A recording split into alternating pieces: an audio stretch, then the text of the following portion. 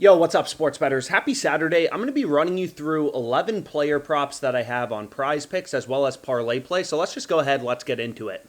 So my first play is on ParlayPlay, and I've said this before, but this is kind of a similar platform to PrizePicks, but they actually offer slightly higher payouts. So you're going to notice in my entry, I'm on Tatum under 31.5 points.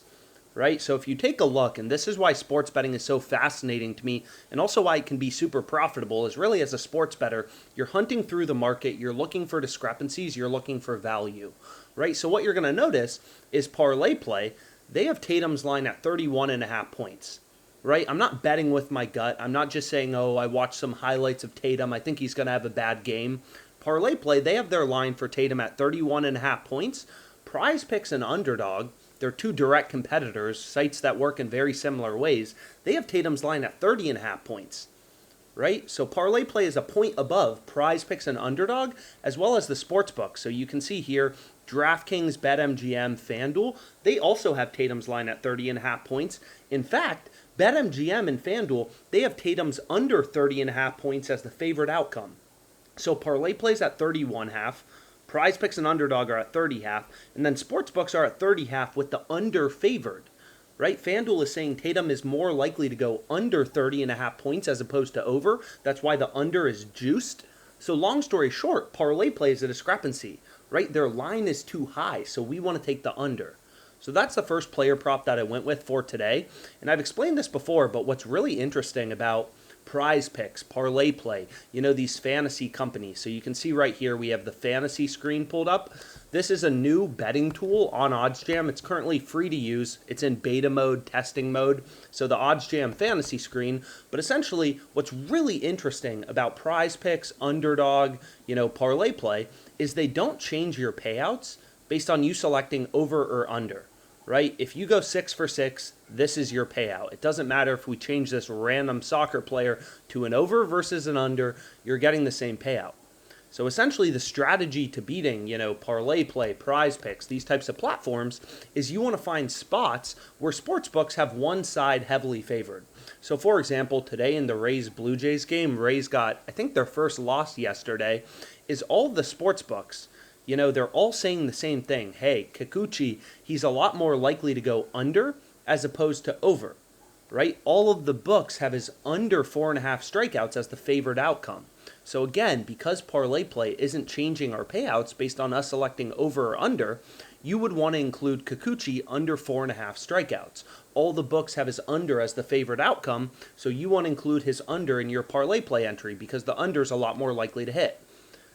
Right? So this is kind of logical sports betting. You have numerous data points. All these sports books, Pinnacle Sportsbook, the sharpest sportsbook in the world, the smartest sportsbook out there, they have Kikuchi's under favored. DraftKings and Caesars also have his under favored. So all the books are saying the same thing. He should be more favored to go under. So this is a great play to include on ParlayPlay, and it also looks like you can include it on PrizePicks. But I've said it before, if you can get a play on ParlayPlay and PrizePicks, you should be playing it on ParlayPlay because they offer slightly higher payouts than PrizePicks does. So all these plays I'm going with on PrizePicks, what I'll run you through here in a second, the only reason I'm playing them is because these lines weren't available on ParlayPlay, right? So the benefit of having multiple sports books is you never know which book is going to have value on a given day, right? So you can see here, both PrizePicks and ParlayPlay are slipping up. So because ParlayPlay has slightly better payouts, we'd rather include our play on ParlayPlay. Because again, all the sports books are saying, hey, this under is really heavily favored. In ParlayPlay, they're not changing your payouts based on you selecting over or under. So long story short, to beat ParlayPlay, all you have to do is win your player prop bets at a rate of 53.22%. So long story short, if you can get over-unders correctly, over 53.22% of the time, so let's say you can hit your player props. So let's say, on ParlayPlay, you can be correct. You can get your over-unders correctly 55% of the time, so you're winning 55% of your picks.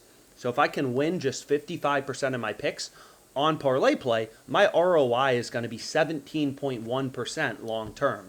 So really high payout if you can hit 55% of your picks. So ParlayPlay, they assume most people don't have an edge. So they assume most people can't select over-unders correctly at a rate above 50%. So what ParlayPlay assumes is you're winning 50% of your picks, you're losing 50% of your picks, and over the course of the long run, you're going to lose about 26% of your money, right, that you bet on parlay play. That's what the sports books assume. That's their business model, right? Parlay play assumes you have no edge. You can only get your picks correctly 50% of the time, and if you do that, they're going to take you for $26 for every 100 you bet long term. But on the other hand, if you're a sharp bettor, you know to compare parlay play to the sports books and you can hit your picks at a rate of 55%, you're going to be profitable. And that's all you have to do, right? And this is why I love sports betting so much. It's one of the rare forms of gambling. It's really just sports betting and poker, where you can actually win long term, right? You can actually beat the sports books, every single one long term in profit. This isn't slots, right? You control the bets you place and you can look for those few plays that actually have an edge. So this player prop, again, is great to include in our parlay play entry because it's winning over 53.22% of the time. So it's a profitable bet. And how do we know it's winning over 53.22% of the time? You look at the sports books, right? You look at the sports book odds, and every single sports book, Pinnacle, the sharpest bookmaker in the world, DraftKings, multi-billion-dollar sports book, they have better models than you. Right? If you think you know baseball, no offense, DraftKings, their models, the data they have is a million times better than you. Right? 99% of bettors, they think their gut, their heart, their emotions can beat the sports books. That's BS. Right? The entire industry is predicated on people betting with their gut, and most people can't beat the sports books. Right? 99% of people can't beat the sports books, and it's because they think they're smarter than the market. They're smarter than the sports books. When really, if you want to make money sports betting, all you have to do is ruthlessly hunt for value in the market, right? So you want to look for those. You don't need a million plays on parlay play. You just need 6 profitable bets to form a profitable entry on parlay play that are all winning over 53.22% of the time. So I just wake up every day and I follow the market. I look for value. Sometimes there's more plays on parlay play. Sometimes there's more value on PrizePicks. Sometimes, like this morning, there's value on both platforms. So long story short, first pick I went with is Kikuchi under 4.5 strikeouts. Then I went with Domingo German under 5.5 strikeouts, right? And you can also see there's some value on Fliff. So I've said this before, I had a video about it previously, but I really recommend you sign up for this platform. It's an 18-plus sports book. It's available in California. You only have to be 18 years old. It's available in Texas, Florida. Like DraftKings, FanDuel, Caesars, those sports books aren't legal in Texas, Florida, California, but Fliff is. Right? So Fliff is a great option for you, and there's a lot of profitable bets. So this strategy of finding value is how I find every single one of my bets, right? Because I like making money. I don't bet with my gut.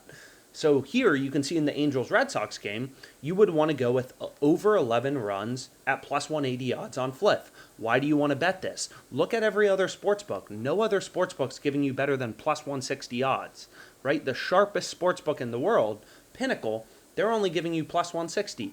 You're getting plus 180 on Fliff, so you're getting really good value, enough to beat the VIG, beat the juice, the advantage the sportsbooks bake in.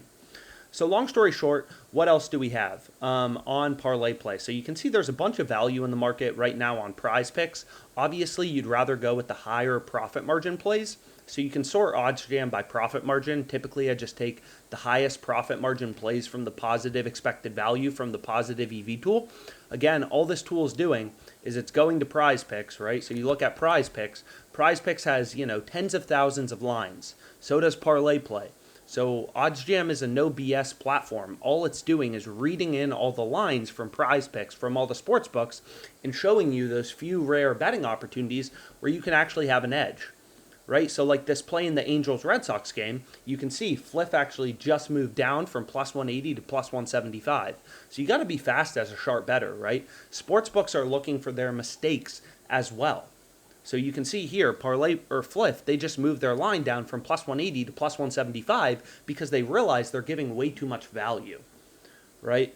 But long story short, a really important calculator that I don't think enough sports bettors know how to use is this no VIG odds calculator, right? And basically the way that every sportsbook works. So you look at Pinnacle Sportsbook, the sharpest sportsbook in the world, is the way these sportsbooks work is kind of the same way a stockbroker works, right? If you think about a stockbroker, so let's go back here and then let me open up where is that play? So let's open up this again, and we can just kind of go through this bet. Is Pinnacle, they have a 22-cent spread. It's kind of like a stockbroker being like, hey, I'll sell you this stock for $182, or I'll buy it from you for $160. Right? The goal of a sports book is to buy and sell bets in equal proportion and make that risk-free spread. Like a stockbroker will say, hey, I'll buy this for 10, I'll sell it for 11. They're kind of like car dealers, however you want to think about it. Stocks, car dealers, is all they do is they buy and then they sell higher, right? They try to make that risk-free spread.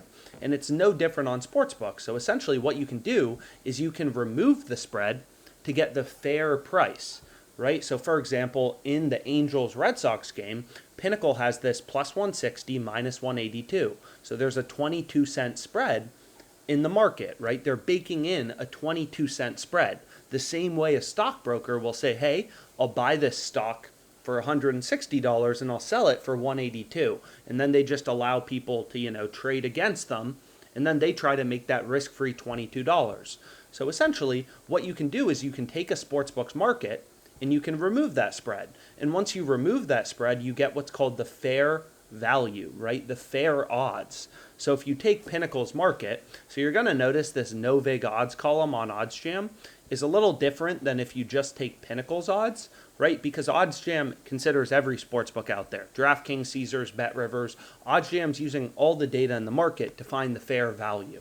But if you look at Pinnacle, we'll look at Pinnacle because it's known to be the smartest, sharpest sportsbook, is their market is plus 160, minus 182. So long story short, according to Pinnacle, once you remove the spread, the fair line is plus 168, right? So that's the fair odds, plus 167.8 on the over. So the reason you'd want to take this bet at plus 180 is you're getting odds above the fair odds, right? You're getting odds above the fair odds. So you're essentially finding value in the market, right? You're getting a better price than the true price, the fair price with the spread removed from the sharpest sportsbook in the world. And this is the way that every sportsbook works, right? They have models that spit out win probabilities for bets. So according to Pinnacle, the over 11 has a 37.34% chance of winning. The under has a 62.66% chance of winning. So then they back out their fair odds and then they bake in a spread. It's kind of like a stockbroker, again, or a car dealer. The car dealer will be like, hey, I think this car's worth like $15,000. That's my fair price. So I'll buy it for $12,500 and I'll sell it for $17,500, right? And they try to make that $5,000 spread. And the fair value, what they truly believe that car is worth, is just the midpoint, right? It's the midpoint of that market. So it's the same thing on sportsbooks. You just remove the spread and you get the fair value. So according to Pinnacle, the sharpest sportsbook in the world, the fair value for the over 11 runs would be roughly plus 167.8. You're getting plus 180, or you could have gotten plus 180 on flip. It kind of came down. So you're getting a profitable bet, right? A positive expected value bet. It's kind of like if a stockbroker, is like, hey, I'll buy this stock and sell it for 11. And then your friend's like, hey, you want to buy this stock from me for $9? You're like, well, I know the stockbroker is trading it between 10 and 11, and you're letting me buy it from you for $9. So I'm getting value to the market, right? I know this smarter stockbroker who's smarter than us about stocks is willing to pay $10 for it. So if my friend will let me buy it for $9, that's a good deal, right? And you're essentially doing the same thing in sports betting. You're saying, hey, the sharpest bookmaker is only giving us plus 160, and their fair line is plus 167.8. So if we can get plus 180 on flip, that seems like a pretty good deal, right? But long story short, I say this all the time, but there's 190 sportsbooks on OddsJam. They're not all going to be available in your location. So you can see, again, Fliff, highly recommend signing up for this platform. There's a ton of plays on it, as you can see. But again, I say it all the time. You should have as many sportsbooks as, possible. Here, there's value in the Mets-A's game on this sportsbook, right? On these two sportsbooks. If you only have PrizePicks, you're missing out on these profitable bets that you could be taking advantage of. So sign up for more sportsbooks. So you can see the top plays in the Braves-Royals game, under 7 runs on Fliff at plus 215, and just look at the value, right? No other book's giving us better than plus 180. If you don't care about the math and none of that stuff, just look at the value. I mean, it really is just like logical, data-driven sports betting. It should make sense. 99% of bettors trust their gut, they trust their emotions. Sportsbooks are in business, so that doesn't work, right? That is not the way to make money. Sports betting is paying a handicapper for picks, does not work. Following your gut does not work. Everyone thinks they're smarter than the 99%, but no offense, you're not. I'm not, right? That's why I don't bet with my gut. I just follow the data. I never bet with my gut. But long story short, sign up for as many sportsbooks as possible because you're going to have more betting opportunities available to you.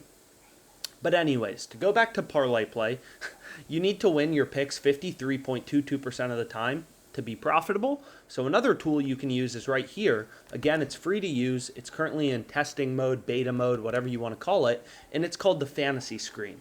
So this tool works pretty similar to the positive EV tool. And all it does is it shows you, you can add in any filters you want, but for example, for parlay play, it just shows you the plays. So we just looked at this, UC Kikuchi play.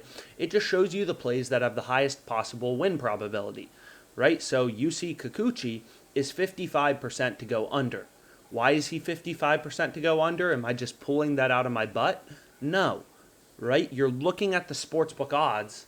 In all the sports books, I mean, you literally have dozens of data points. All these books try to set lines independently. They're all billion-dollar companies taking bets, right? Moving around lines due to supply and demand. They have extremely good models, hundreds of engineers, the best data sources in the world. No offense, they're smarter than you. That's why you don't bet with your gut. But you can still make money, right? Because all these books try to set lines independently, and you pick off their inefficiencies, especially on new platforms like ParlayPlay.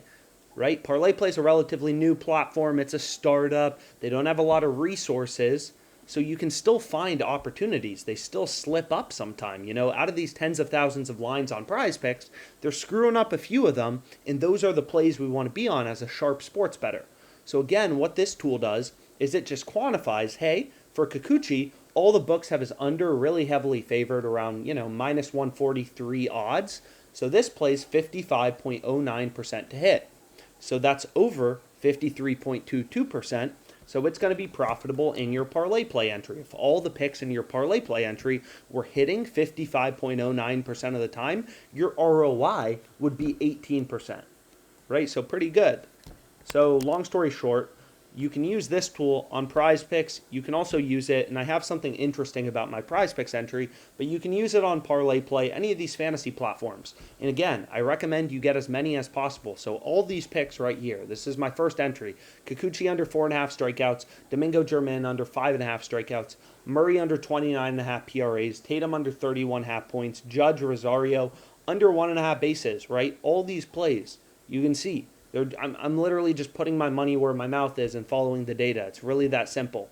So this is the first one that I went with, and now we'll switch over to PrizePicks.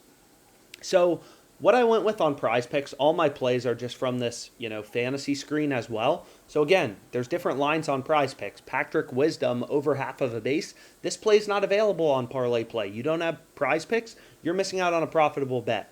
But I actually skipped over this play, and what I ended up including is going to be right here. So I ended up including 3 Brewers to get on base at least once. So Rowdy Tellez, I included Bryce Turang, and I included Grant Mitchell. So they're all Brewers players, and I took them to go over half of a base.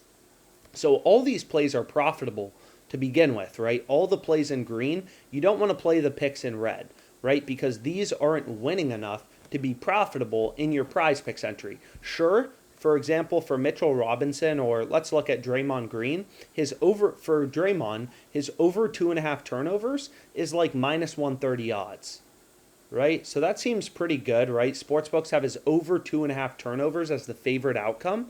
So that seems pretty good, but it's not enough juice. The sportsbooks don't have his over favored enough to make this profitable in a PrizePicks entry. Whereas if you go up and you look at, for example, Rowdy Tellez, all the sportsbooks have his over. Pinnacle, sharpest sportsbook in the world, has his over at minus 171. For Kikuchi, sportsbooks have his over juiced to like minus 143 odds. So sportsbooks have his under a lot more favored. So the sportsbooks are saying, hey, this under's a lot more likely than if we scroll to the very bottom here, where sportsbooks kind of have it around minus 130. So the sweet spot on PrizePicks, if you want to be profitable, right, if you want to make money, is you don't want to play these minus 125s, right? If the sportsbooks just have the over slightly favored, very slightly, minus 125, minus 120, you kind of want to skip it, right? You want to look for the spots where sportsbooks have the overs at minus 140, minus 145, right? And where Pinnacle, the smartest sportsbook out there, has the over at minus 171. I mean, that's crazy. Pinnacle, sharpest book, is saying, yo, Rowdy Tellez is a lot more likely to go over as opposed to under, right? But long story short, the benefit of including 3 Brewers in the same slip is positive correlation. And what I mean by correlation, it sounds like a big word, but long story short, all these players are on the same team, right? So if Garrett Mitchell gets a bunch of hits and he's on base a lot, then Tellez and Turang probably are going to have more at-bats, so they're more likely to go over. So another way you can think about it is if you think about football, right? If Mahomes throws over, his passing yards line, over 280 yards, then Travis Kelce is more likely to go over, 80 receiving yards or wherever his line is set. So there's positive correlation. So again, because PrizePicks, they're not changing your payouts based on you selecting over or under, correlation can work in your favor or against you. So in the same slip, it would make sense to include Mahomes over, Kelce over, because if Mahomes goes over, Kelce's more likely to go over, right? If Mahomes throws for 500 yards, Kelce probably went over 80 yards, so you get that added benefit of correlation, and it's the same thing here for baseball, right? If the Brewers are getting on base and one of these guys gets on base, then the other guys are more likely to get on base, right? Because they're going to have more at-bats. So this is the slip that I went with on PrizePicks. Mitchell to get on over half of the base. Tellez and Turang, same thing. Green over 15.5 points plus rebounds. Freddie Freeman less than 1.5 bases. All these plays just from the fantasy screen. Never bet with my gut, just following the data, following value. That makes 11 sharp player props. Let's make some money.